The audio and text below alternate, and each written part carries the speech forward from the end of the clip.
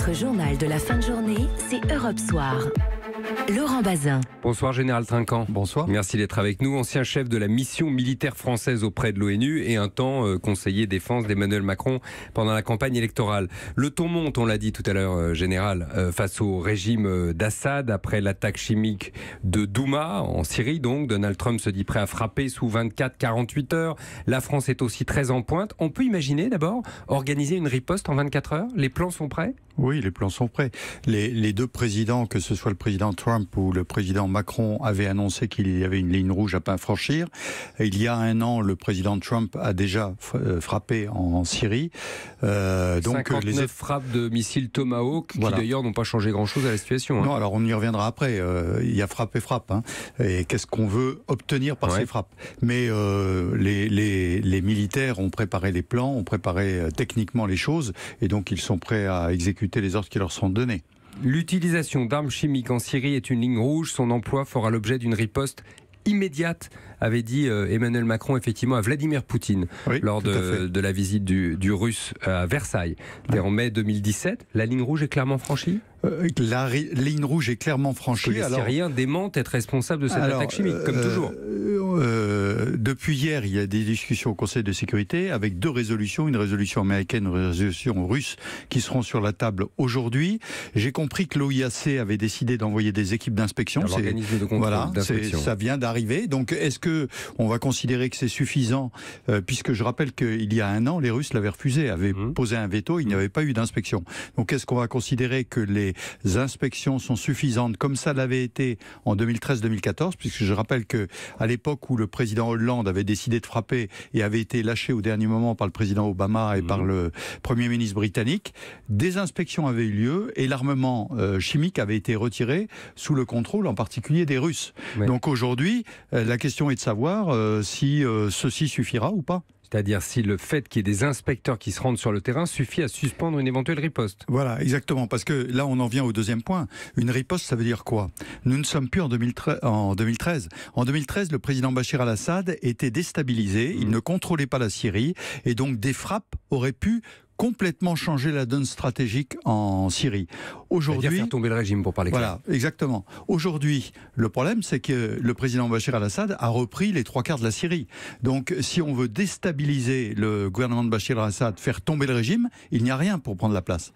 Donc c'est un avertissement, c'est ça que vous êtes en train de me dire ? Si on envoie quelque chose, on enverra un avertissement ? Oui, je suis en train de dire simplement que la conséquence politique est beaucoup plus importante aujourd'hui qu'elle ne l'était il y a 5 ans. Ça veut dire frappe symbolique ?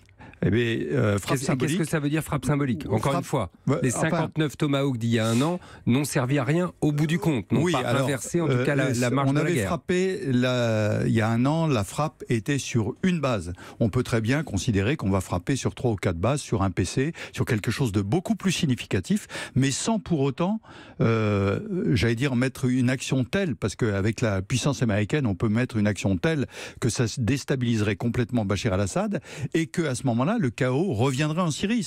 C'est un choix politique éminemment difficile à faire aujourd'hui. On peut frapper les lieux de pouvoir ?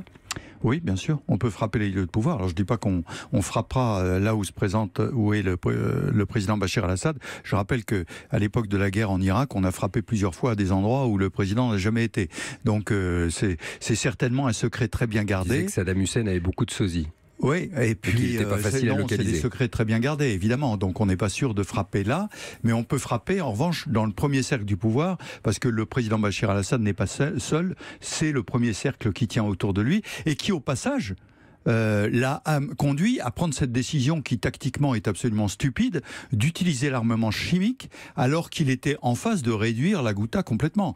Il était en phase de réduire la dernière poche, où certes les djihadistes qui étaient là étaient les plus rebelles, j'allais dire les plus coriaces, mais en une semaine, en 15 jours, avec des bombardements classiques, il l'aurait réglé. Donc pourquoi est-il passé à une phase dans laquelle il sait bien qu'il se met la communauté internationale à dos ? Est-ce que frapper Bachar al-Assad, c'est frapper Vladimir Poutine ?